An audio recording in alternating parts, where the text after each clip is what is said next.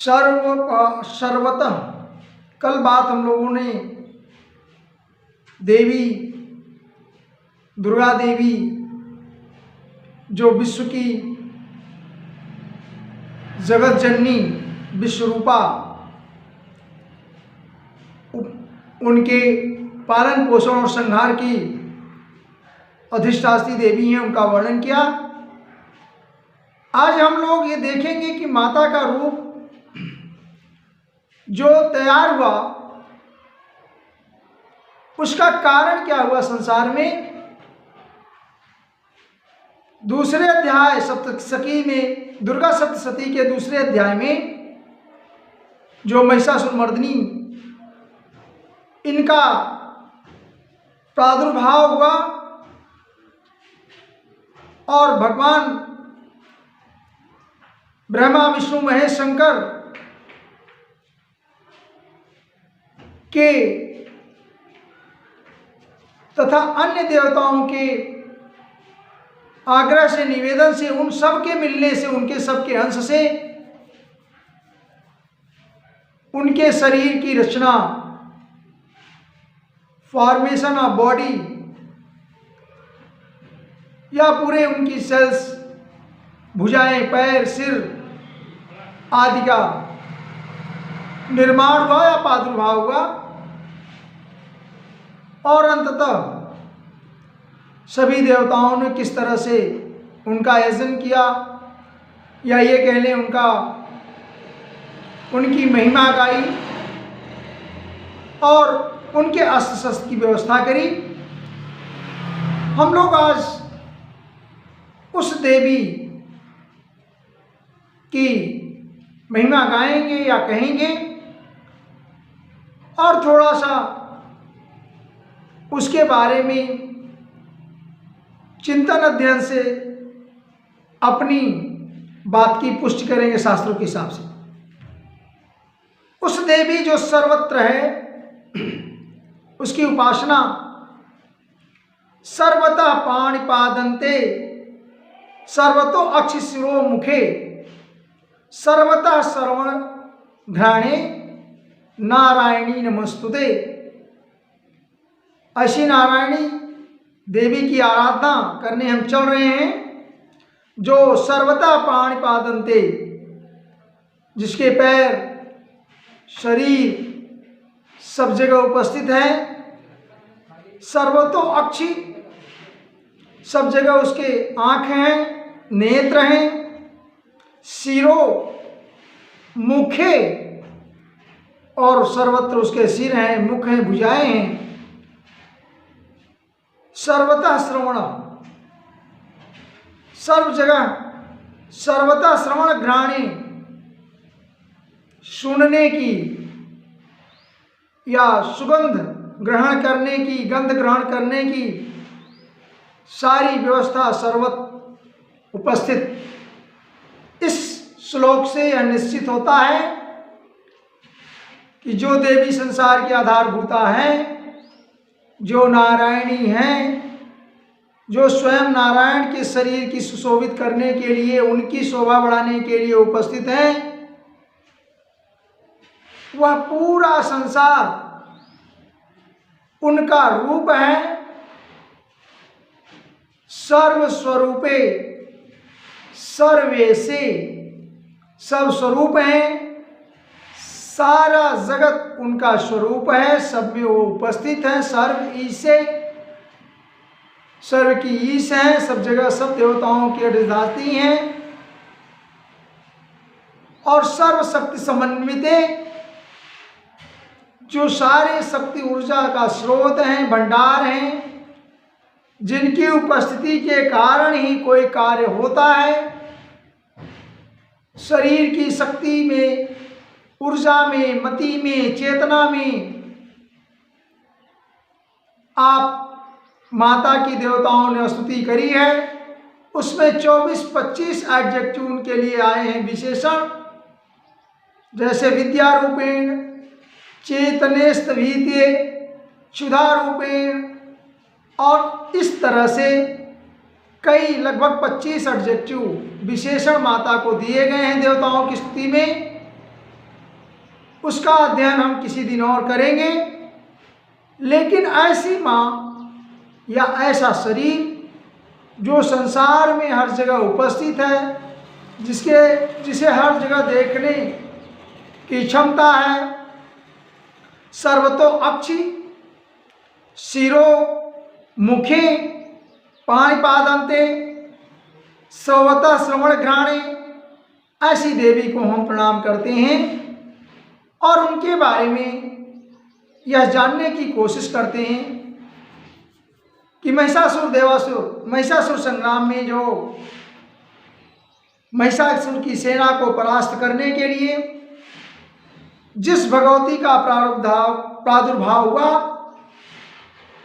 यजुर्वेद की देवी और ऐसे विष्णु ऋषि लक्ष्मी देवता, महालक्ष्मी देवता कहा जा रहा है, देवी नहीं, माता के रूप में महाकाली, महालक्ष्मी, महासरस्वती, ये तीन देवता के रूप में इनका संबोधन है। और इस प्रकार से महालक्ष्मी देवता, इसमें शक्ति दुर्गा, बीज तत्व यजुर्वेद स्वरूप,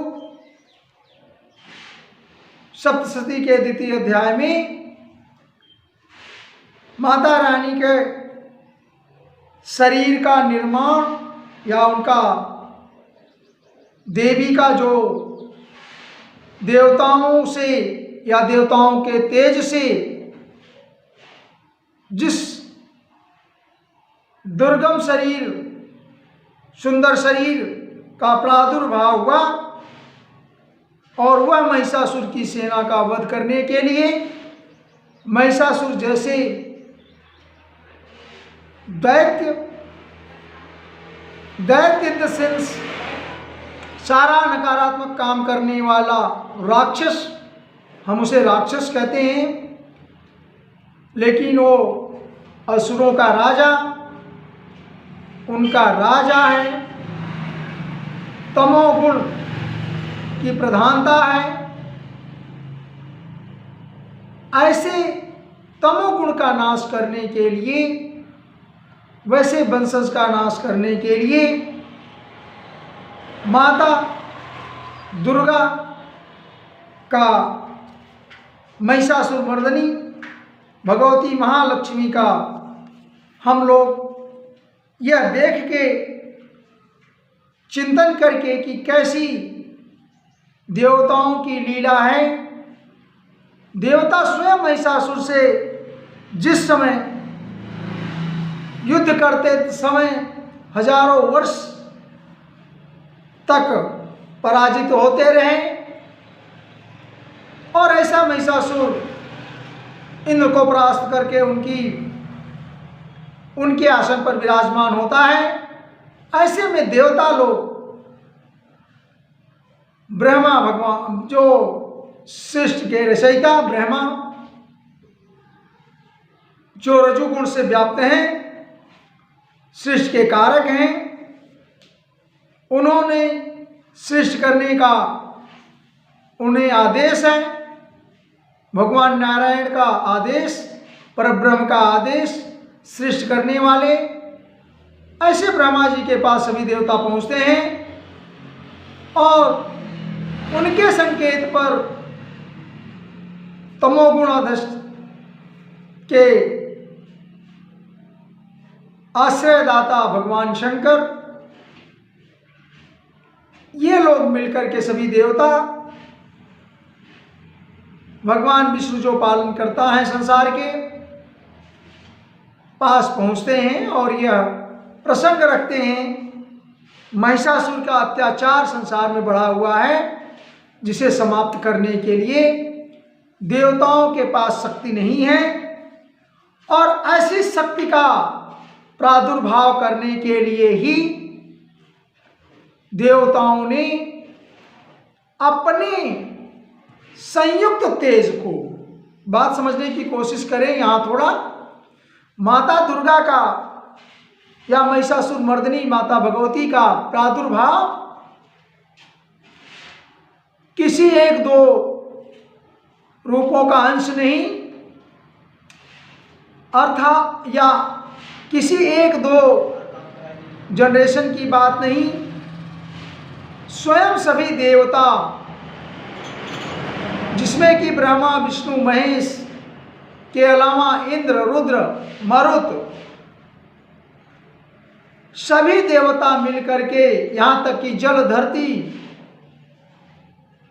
सब लोग मिलकर के अपने तेज का समन्वय किया और उस समन्वय से भगवती महिषासुर मर्दिनी महालक्ष्मी का प्रादुर्भाव हुआ, जिसमें उनके पास सारी चीजें निर्मित होने का विधान इस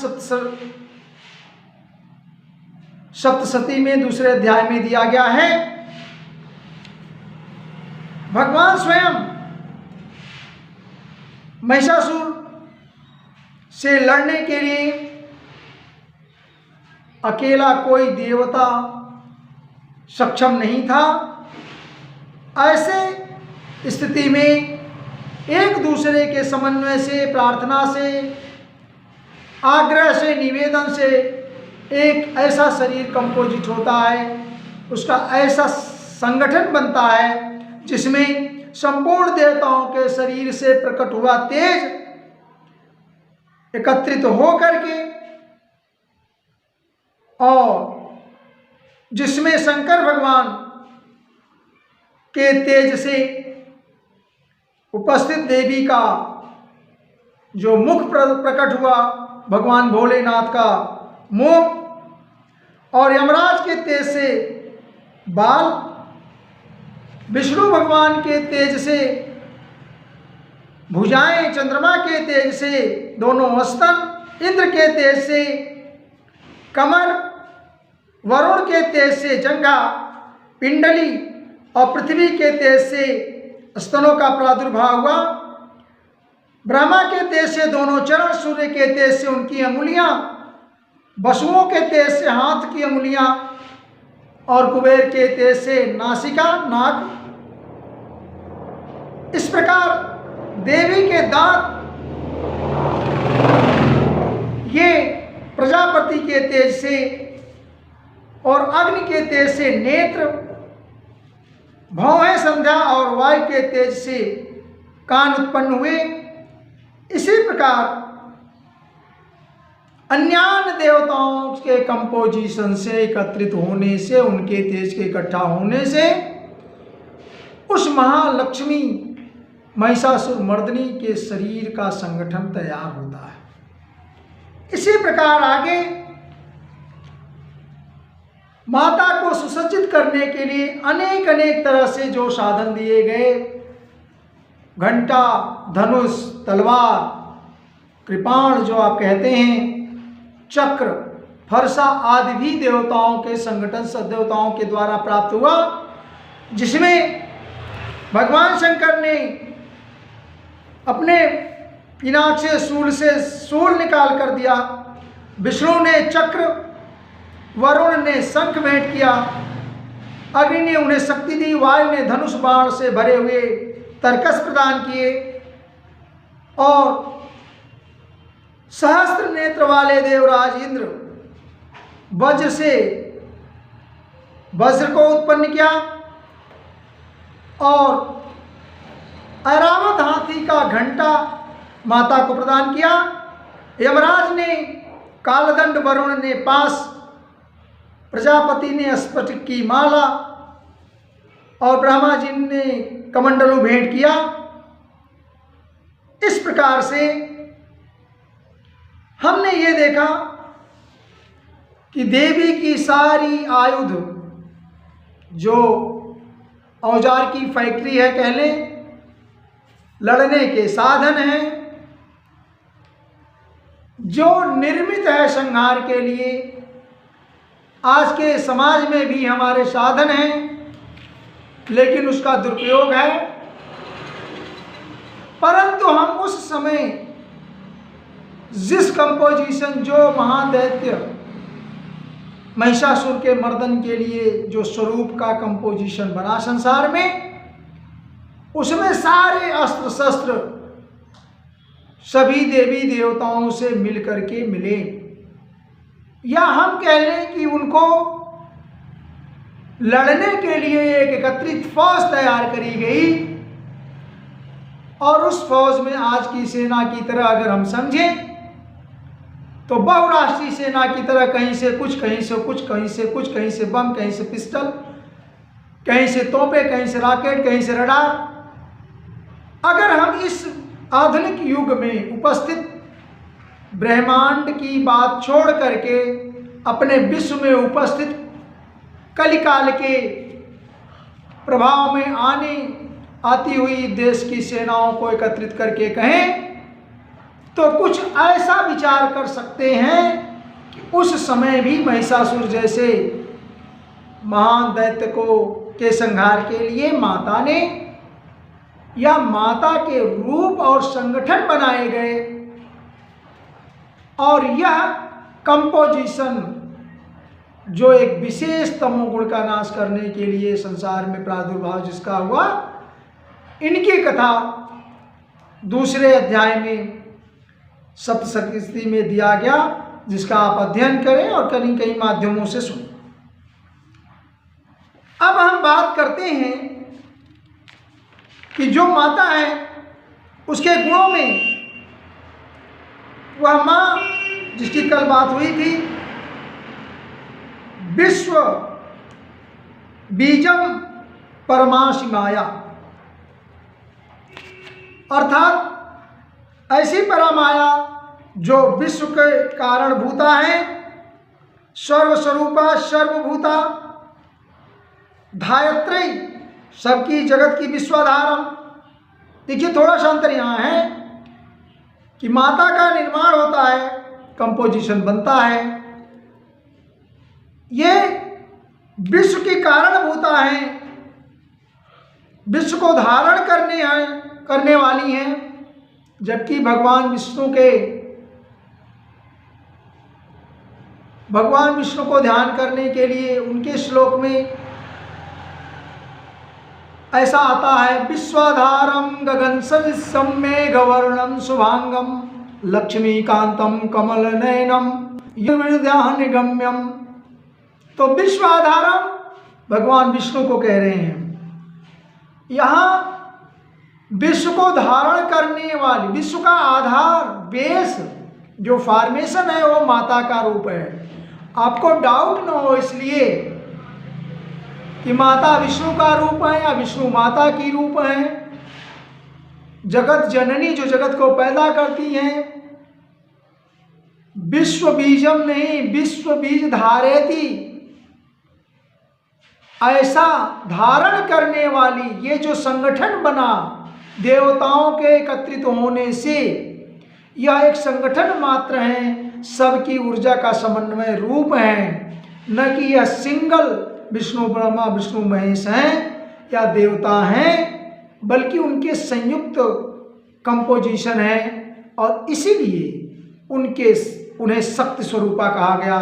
शक्ति बीज कहा गया, या अधिष्ठात्री देवी कहा गया, या कल्याणमयी कहा गया, क्योंकि वो तो लोगों का भरण पोषण करने के लिए अनेक अनेक चीज़ों का, जैसे आप समझ सकते हैं कंपोजिशन है। अन्न की जरूरत पड़ी तो उनकी देवी आएंगी, त्रिशूल की जरूरत पड़ी तो भगवान शंकर के बजाय माता के पास चले जाएं, तलवार की जरूरत पड़ी माता के पास उपस्थित है, भगवान विष्णु के चक्र की जरूरत पड़ती है तो माता के पास उपस्थित है। कंपोजिशन माने जो चीज़ आपको संसार में चाहिए वो सारी चीज़ें, जैसे मैंने कहीं पहले अपने कल के या देवी सर्वभूतेषु जैसे टॉपिक में बनाया कि माता कंपोजिशन है, एकत्रित की हुई तेज है देवताओं की, सिंगल नहीं है। अलग अलग देवताओं से अलग अलग चीज़ों की आप गुहार लगाएंगे। भगवान शंकर ने कहा कि इस कलिकाल में यदि कोई कल्याणकारी कोई ऐसी स्तुति है, किसी देव की पूजा है, कोई साधन है तो बताएं। तो आपको अगर कोई काम चीजें चाहिए तो जो सबका कंपोजिशन एकत्रित एकमात्र दुर्गा है, अगर उनका आप भजन चिंतन स्तमन स्तुति करते हैं, उन्हें खुश करते हैं, तो सारी एकत्र चीजें आपको एक जगह से मिल सकती हैं। और यही महिमा गाने के लिए यह नवरात्र का दिन होता है, जिसमें आप देवताओं ने जो स्तुति करी है उसकी कल या परसों हम बात करेंगे, और उसमें उनके विशेषण जो हैं उसके बारे में हम आपको बताएंगे। लेकिन आप से ही यह समझ लें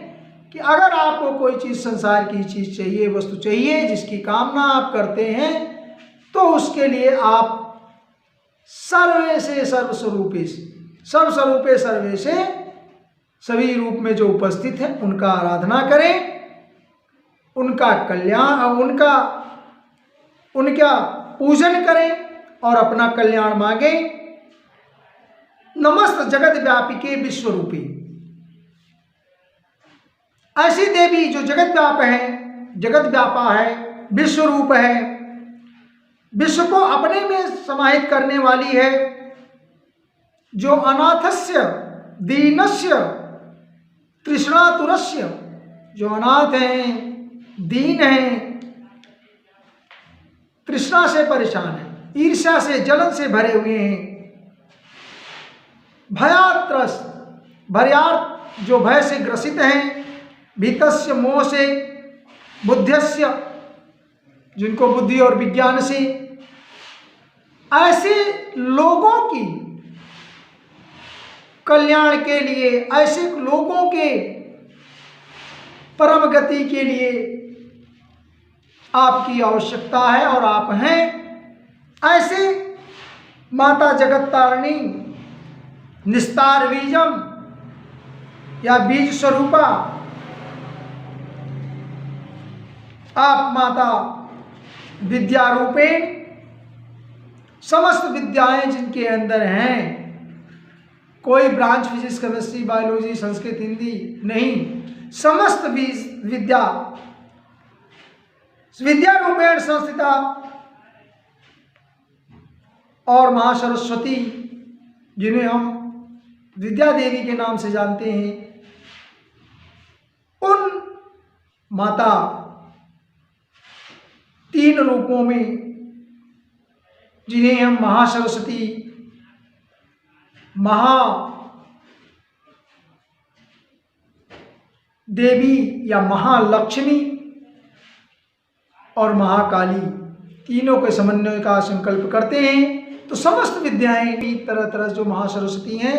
वो भी माता के रूप में हैं। ऐसी माता का हम अपने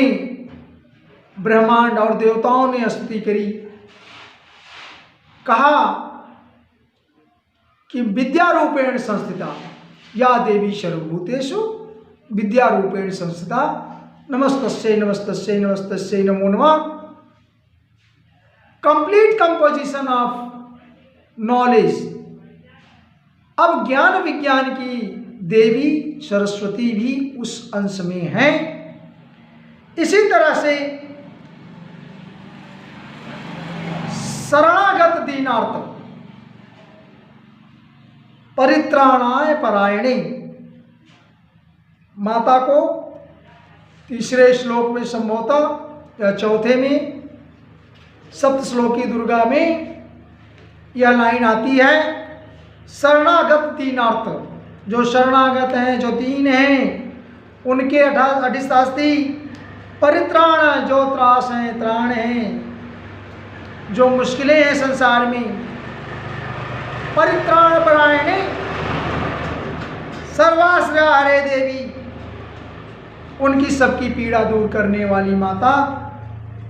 आपको नमस्कार है। अब हम माता के गुणों में सभी गुणों, प्रॉपर्टीज, क्वालिटी, जैसे आप कह लें 3 गुण जिससे संसार चल रहा है, जिसका इक्विलिब्रियम, जिसकी साम्य अवस्था आप पाते हैं, सुंदर शरीर मिलता है जिसमें रज, तम और सत्य 3 गुण हैं। इन गुणों के आश्रय, गुणाश्रय बात यह आती है। त्रिगुणातीत कौन है? भगवान विष्णु त्रिगुणातीत। ऐसे नारायण परम सत्य के गुणाश्रय, गुणों की आश्रयदाता, गुणमय प्रॉपर्टीज कंट्रोल करने वाली नारायणी सब आपके अंदर हैं। इसी तरह से कला काष्ठादि रूपेण, माता के लिए आता है कला काष्ठादि रूपेण कंपोजिशन, उनका फॉर्मेशन। जबकि भगवान शंकर के लिए शिव सहस्त्र नाम स्तोत्र में उनके नामों के वर्णन में कला काष्ठा लवा मात्रा मुहूर्ता चपाक्षणा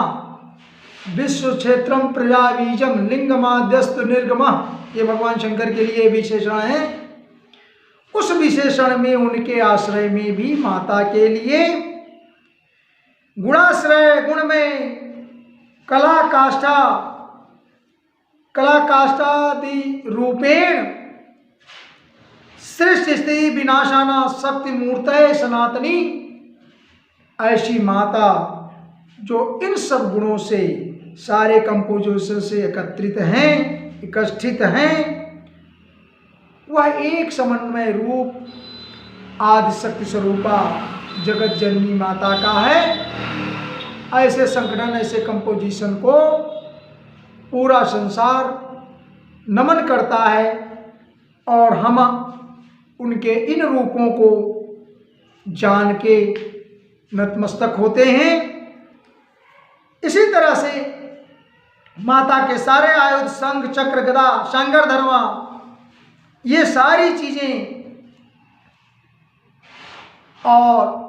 उपस्थित उनके हाथ में विशाल रूप में ये देवताओं के द्वारा दी गई हैं। इसी तरह से इनके विशेषण में वैष्णवी रूपे, भगवान विष्णु की रूपे, घोर रूपे,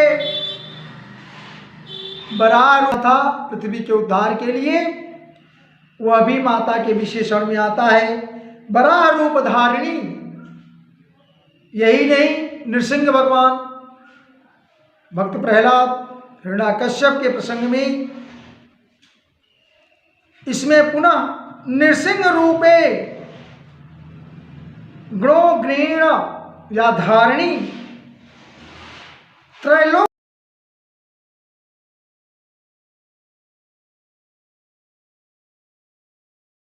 जो विशाल मूर्ति की रचना, कंपोजिशन एकत्रित हुआ संसार में, कालों का भी काल, तेजों का भंडार पुंज, ऐसी महिषासुरमर्दिनी माता जो सभी देवताओं के गुणों से, सभी देवताओं के आयुधों से समन्वित हैं, उनका हम लोग दर्शन, चिंतन, ध्यान